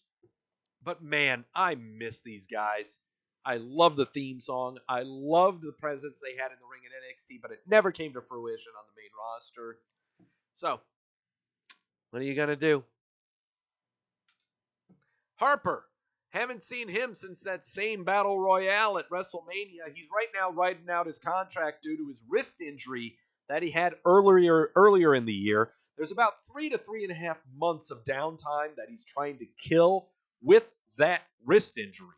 So we're going to see him going out soon. He's not going to be wrestling after that. He's probably going to go back to Long Island, I believe, is where he's from, to go back into wrestling school and training guys. So don't expect him to be back in the ring anytime soon. Remember when I said that Lacey Evans, when she returns, and I'm going to say it'd probably be the post-SummerSlam episode of Raw. Lacey Evans comes out and just starts bitching at everyone in Canada. Just saying it's a stinky, smelly place and all you nasties shouldn't even be here. Out comes Sasha Banks to beat her up. We have not seen her since the Fatal 4-Way tag team match for the women's tag team titles at WrestleMania. This is the opportune time to bring Sasha back and have her in a program that can build her up to a point where she could face Becky Lynch. Following me? Sounds pretty simple, right? Right? All the talk that we have been hearing about Sasha Banks and when's she coming back? When's she coming back? Oh, she's going to go against Bayley over on SmackDown. Yada, yada, yada. No.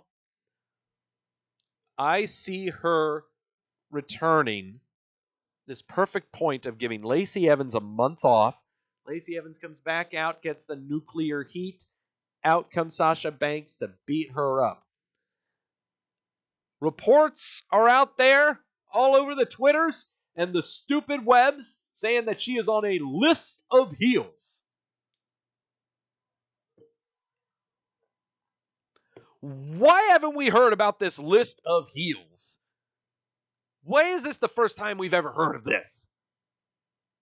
Dirt sheets. Get your shit together.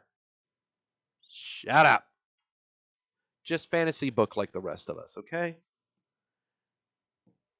Primo Cologne. Haven't seen him since March the 26th and 2 episodes prior to WrestleMania on an episode of SmackDown where he came out to help as bodyguards to Shane McMahon and The Miz and their thing. Yes, he's over in probably Rio de Janeiro with the WWE Performance Center doing stuff over there. All right. But, as always, the stalwart of the WWE Milk Carton, we are getting so close to a calendar year with this guy, and it might be coming. It's going to come so soon. It's happening so soon. That guy is Epico Cologne. Epico Cologne has not been on television or pay-per-view or otherwise since Survivor Series of last year, November 18th, and I fixed it. November 18th of 2018. 2018. Oh boy, Epico, what are we going to do here? I'm going to tell you right now, once it's announced that he's either been released or he's no longer performing or he gets on TV, there's going to be an award for him. I can't name the carton after him. It is always the WWE Milk Carton, okay? This is not the Epico Cologne carton, okay? No, I can't do that. Epico versus Jason Jordan? Oh, I'd like to see that. All right, but here's the deal. Oh, Mikey! Mikey's in the chat room. If you last the year without being seen, Victoria will have been pregnant and the baby will be a month old since he's last seen. That's correct. All right, here's the deal. And I think I've said it before, but I'll go ahead and say it again. If Epico goes the entire year without being on TV or pay-per-view or otherwise, I'm taking him off the milk carton. He is in the Hall of Fame. There will be a milk carton Hall of Fame. It only happens to those who are on the milk carton for an entire calendar year. And he's approaching it. Okay? Yeah, that's what's going to happen. Calendar year, that man gets to be on a jug. I'll put him on a milk gallon. Okay? All right. All right. Whew. That was a lot. All right. The Shark Boy wing. That's right, Crash. The Shark Boy wing of the milk carton. All right. Take another sip of the sources. Take another sip. Because it's time. It's time for the reason you showed up. Will Doug fuck this up? Will Doug fuck up his liver? No, I won't. I'm taking this very, very seriously. I've been serious about this for the past 2 months. We have been fantastic. Look at that record. Look at that record down there. We're batting nearly 750. Okay? Better than 750. All right. It is time to predict this weekend's NXT Takeover Toronto show and Summerslam pay-per-view. And let's start it off with NXT Takeover.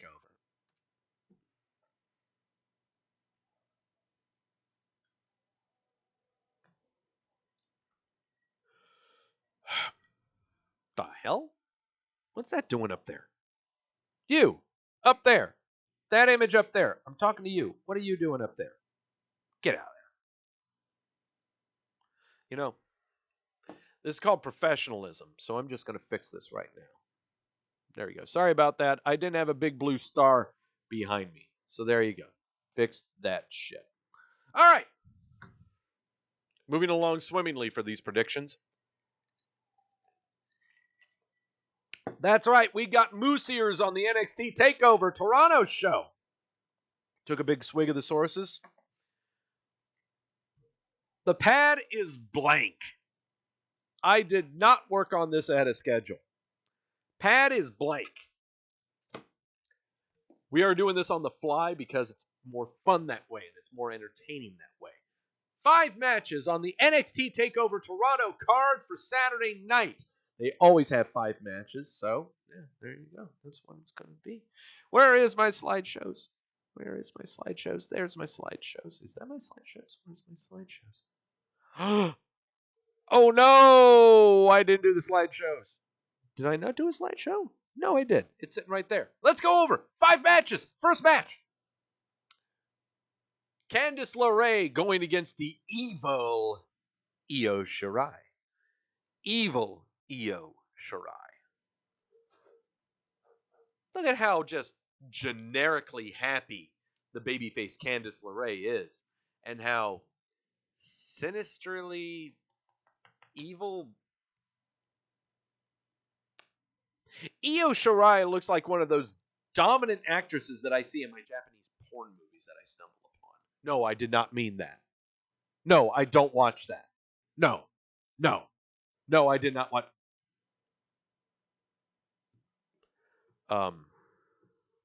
Yes, Io wins. That is without. There's no question. Yeah. I'll take Io Shirai in this one. This is not worth a lock. Okay, I know it's a no-brainer lock, but no, this is not worth a lock. Okay, it's a simple one. So no, I'm taking Io in this one. We are setting the table.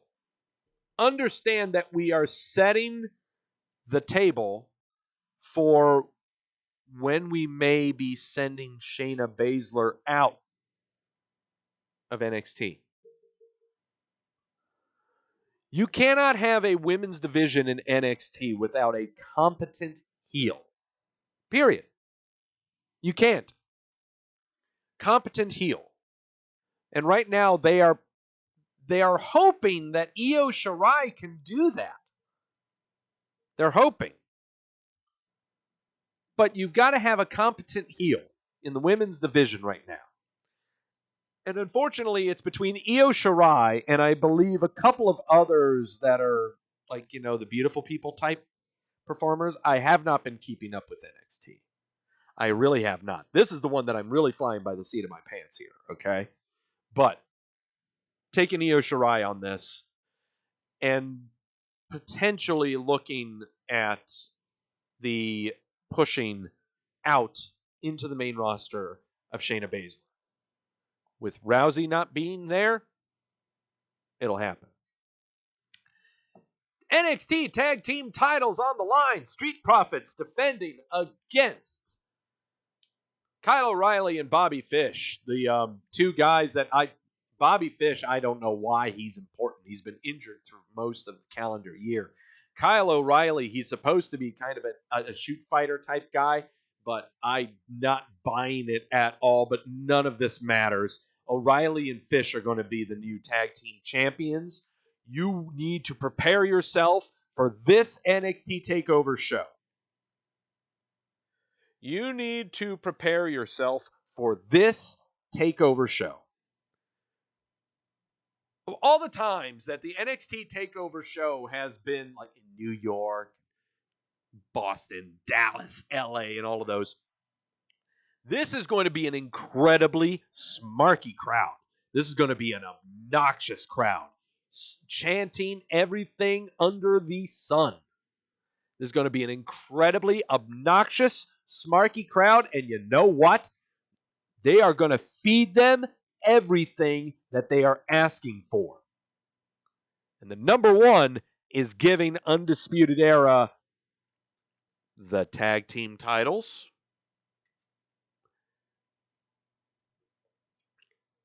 and giving them the North American title that I am locking. Triple threat match. Velveteen Dream defending the NXT North American title versus Pete Dunne and Roderick Strong. I'm taking Roderick Strong to be the new North American champion, pinning Pete Dunne, and I'm locking it.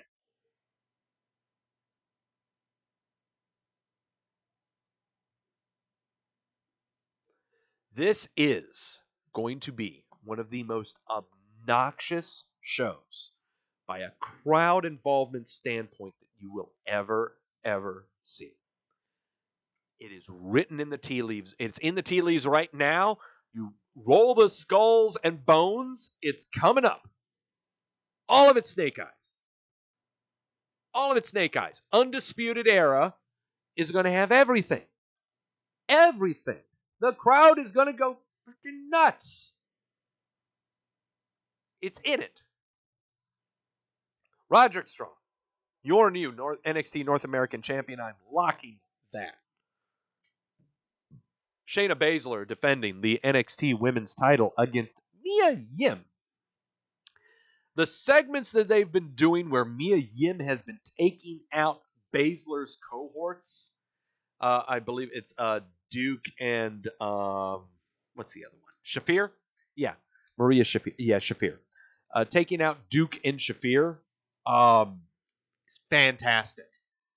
Fantastic stuff. Okay.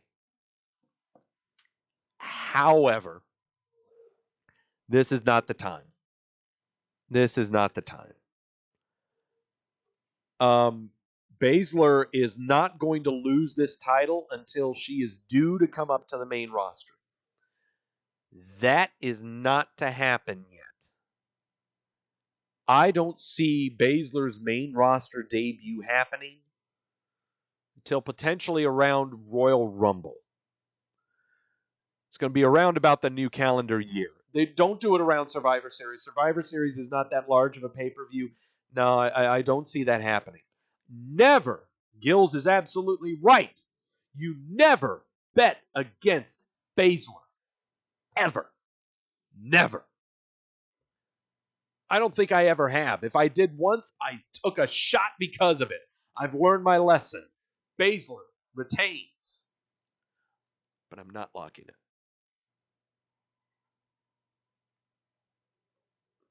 Baszler retains, but I'm not locking it.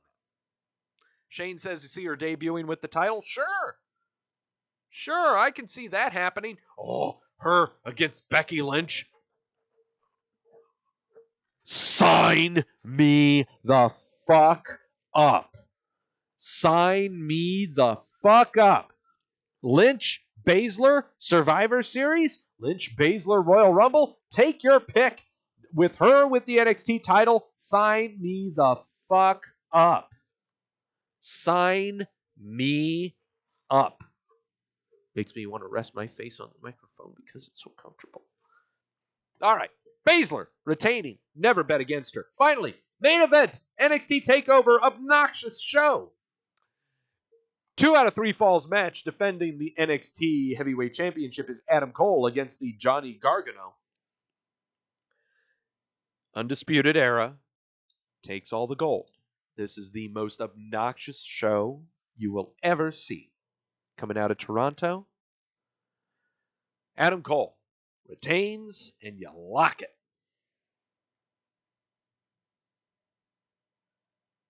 I am placing all of my tequila shots on this notion that the Toronto crowd is going to be obnoxious.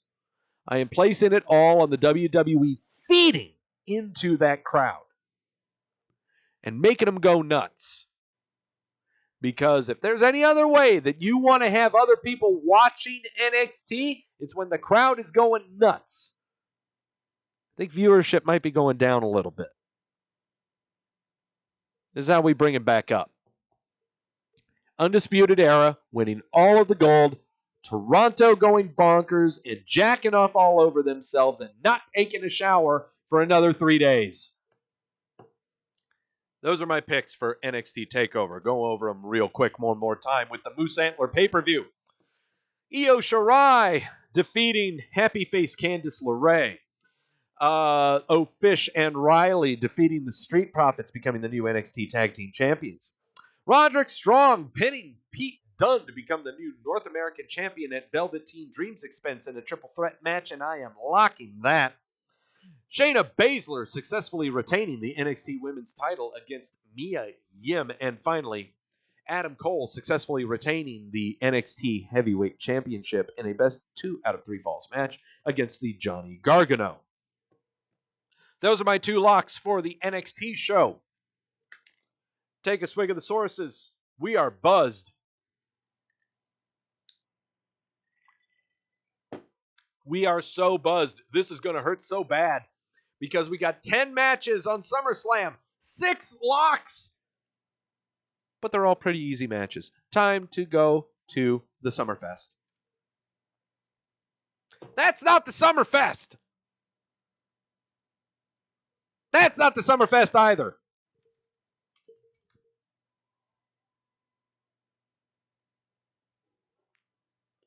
Professionalism. Hey, I'm sorry, I pre-gamed and I forgot one scene. What are you going to do? All right. We are not taking any shots of this tequila. None. None. Professionalism. Yes, that's right, Nafis. What's the name of the sources I'm sipping? I'm sipping Catman Coke. I'm on my 4th tall boy. All right, we're not taking any shots of this. We haven't taken any shots of this tequila for 2 months. All right, we're going to keep it that way. 10 matches on the SummerSlam card. 6 locks. You ready? Here we go. Probably going to be on the pre-show is Drew Gulak defending the Cruiserweight title against Oney Lorcan. I love watching me some Oney Lorcan matches, man. He hits hard. Man, he runs without reckless abandon. Man, such a weird look to him, though, too. He looks like a fetus. I'm sorry. But no. Drew Gulak successfully retains the Cruiserweight title. Yeah, you're not seeing the internet crap out on this, are you?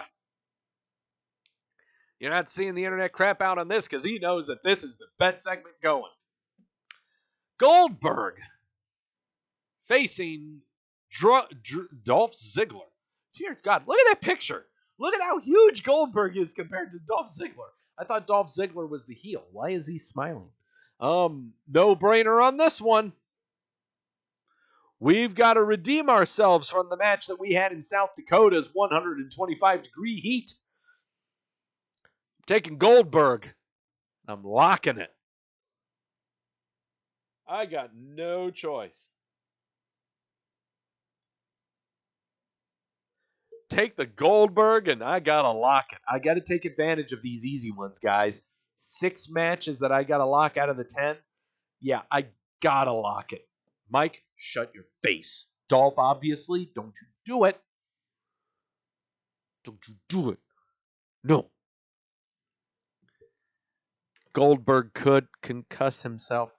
Shit could happen. Don't you jinx me. For the first time ever, I'm actually thinking of doing a double lock on this.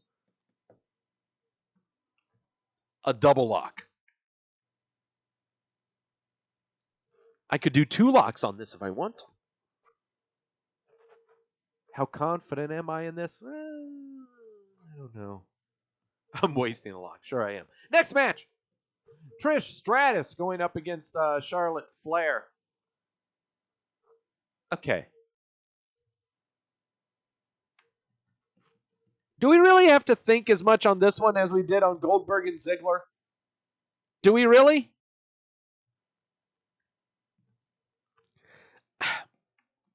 I can't believe I'm actually thinking on this one.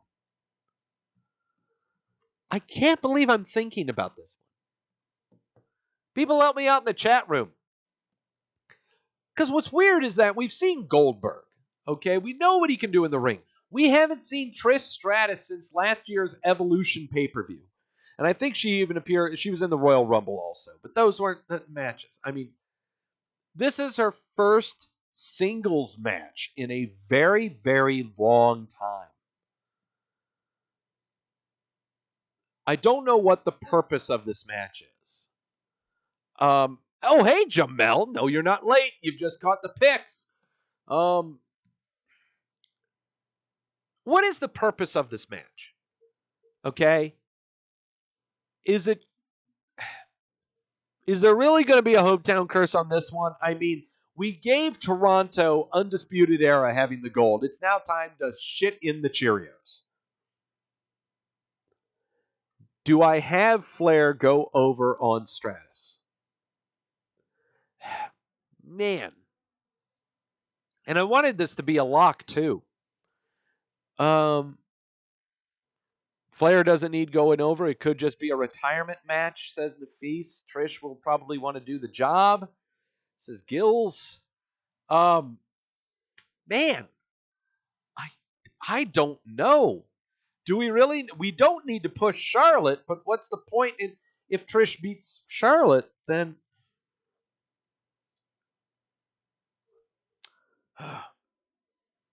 I'm taking Stratus, but I'm not locking.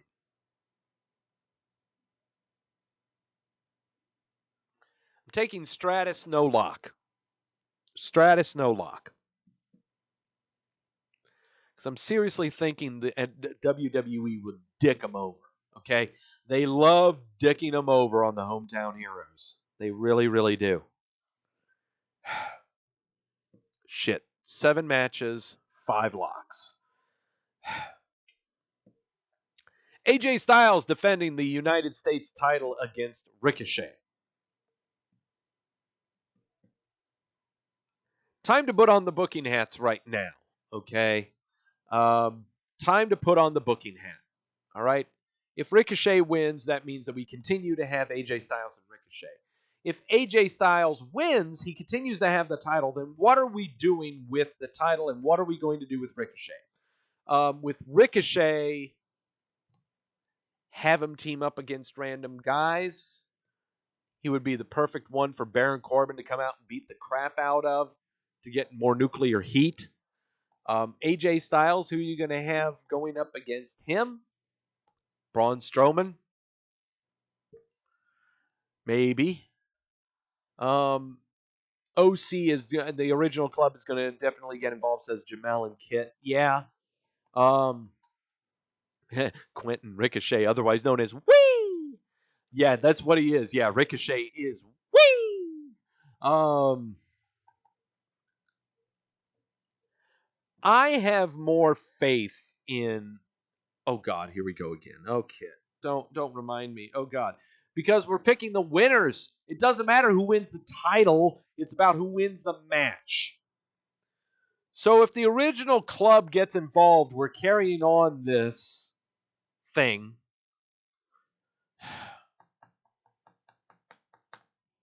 Shit.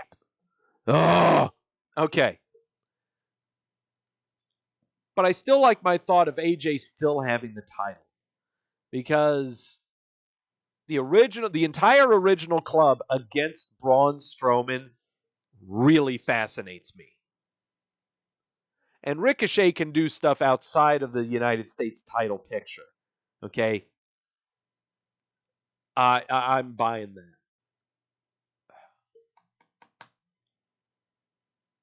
I got AJ winning. AJ's going to retain. AJ. AJ, I'm locking it. AJ, I'm locking it. I gotta lock this one because I've got 4 locks and 6 more matches. Okay, I'm pretty confident in this one. I really like the thought of after this program going into Braun Strowman hasn't done anything. It gives him something to do. It doesn't mean he's going to get the damn title. It gives him something to do.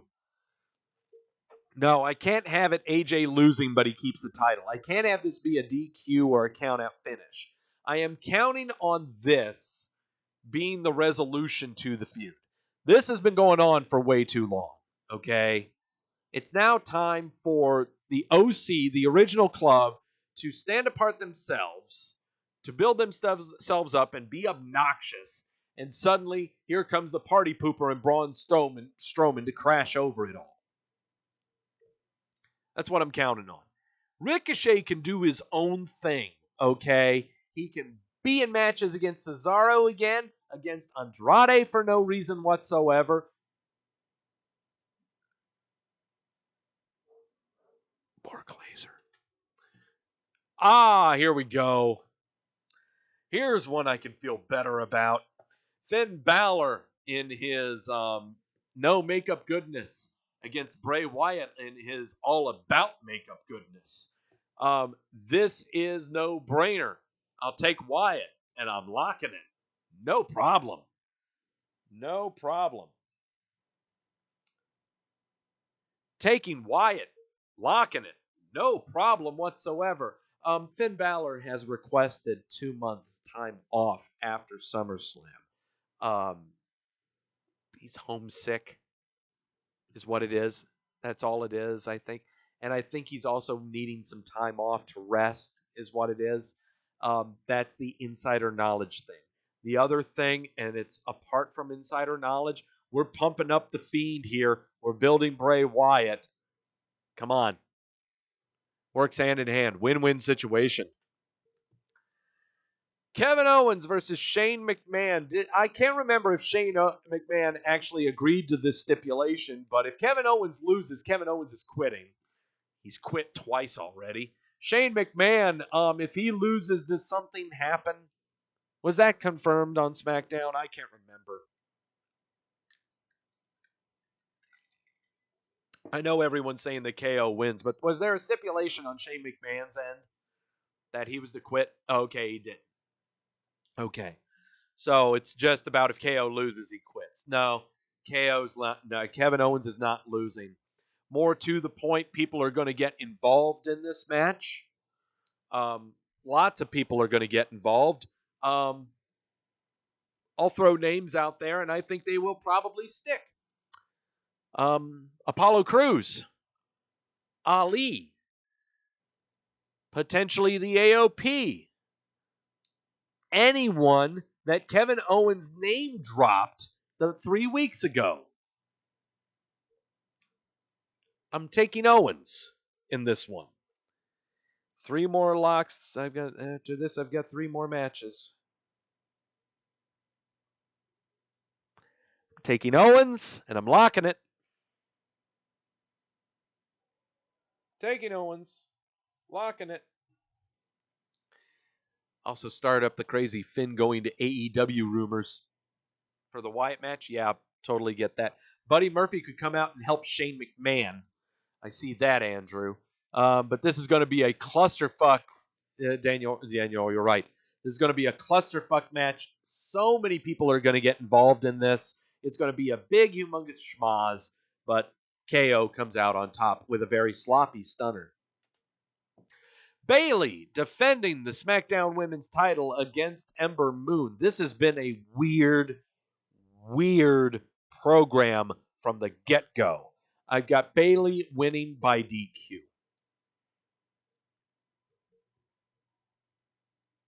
No lock.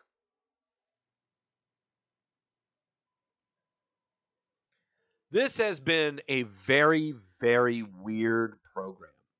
So Bayley invites Ember Moon to be her number 1 contender for her title, and throughout the following weeks of the television show, they're putting each other in different predicaments and knocking each other out with their finishers, and then Bayley comes out and saves Ember from Natalia's wrath. It's been a weird program. It comes to a head in this match. I've got Bayley winning by disqualification. Ember snaps. That's what I've got happening here. I've got Bayley winning by DQ. Ember snaps. Yeah. I can't see Ember winning. Not winning the title, at least. And the only way she can win the title is cleanly, and that's not going to happen. That's exactly what I'm looking at. I'm looking at, well, you can't do Nakamura nut punch on Styles like Gills is suggesting. But what you can do is Ember grabbing a chair. grabbing a kendo stick. You know, seeing her grab a kendo stick, that would be nice. Grabbing a chair would be even better. Yeah. So I've got Bayley on this, winning by DQ, retaining the title.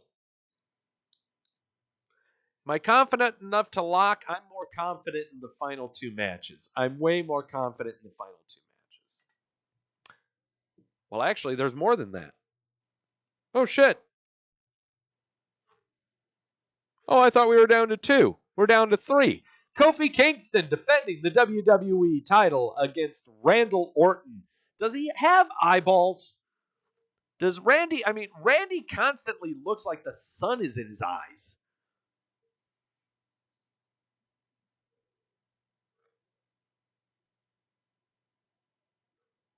How in the hell can he deliver an RKO? I can't see like that. All right. 2 locks, 3 matches. This is the third to last match. Kofi Kingston defending the WWE title against Randall Orton. I've got Daniel saying Randall locking, but we all know Daniel. You dream of that. Gills, Kofi retains. Again, put on your fantasy booking hats. Put on the fantasy booking hats. All right. These two have not been on television together for a week. They weren't on television together for a week. It was Kofi Kingston's job to pump this match. Randy Orton was nowhere to be seen. This feud is going to continue. It's not going to end. Which means either Randall goes clean or there's going to be chicanery. There's going to be something dirty. Something's happening here. It's going to be a count out or a DQ. Kofi is retaining. He's going to keep the title, but how is it going down? Is it by Kofi? Randy can win by Kofi getting counted out. Kofi could win by Randy DQing himself. How long do we keep this Kofi train going? And more to the point, the program has not been going on long enough. This needs to keep going further. This deserves to go further. This needs to get darker. This needs to get a little more sinister. Okay? Kofi Kingston as champion is starting to lose its flavor. It needs to get a little more spicy here. So Orton going longer and longer and getting more evil and sinister is in the books here. So,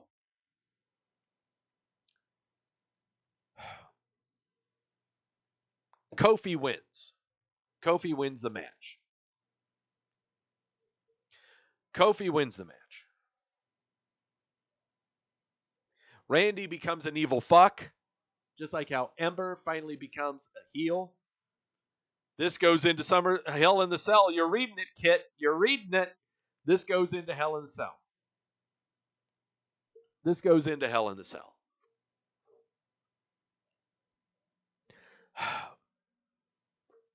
Lock it. Lock Kofi. I'll lock Kofi on this one. All right, 2 more matches. Whew. Does it keep going in October? Yep, sure does. Becky Lynch defending the Raw Women's Championship against Natalya in a submissions match. Oh, fuck me. This is gonna suck. Oh my God, this is gonna suck so bad. I vacuumed the apartment today. This is gonna suck worse than that. This is gonna be bad. I cannot wait for this to be just over with. So many people are gonna go to the bathroom. They don't give a shit where Natalya is from, even though this is in Canada. Fuck this. This is gonna suck. Becky Lynch, lock it.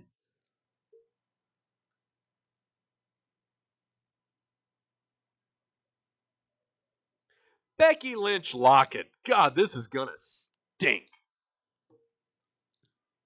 It's gonna stink so bad.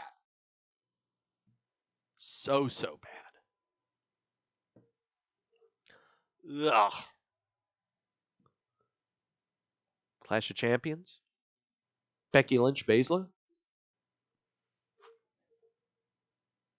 Doesn't sound too bad.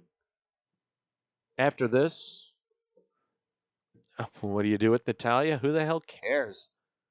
This is just a filler match. This is just a filler title match. That's all this is. Finally, the main event. Brock Lesnar defending the WWE Universal title against Seth. Stumbling, fumbling, wincing, limping Rollins. All right. Brock Lesnar is going to win by DQ.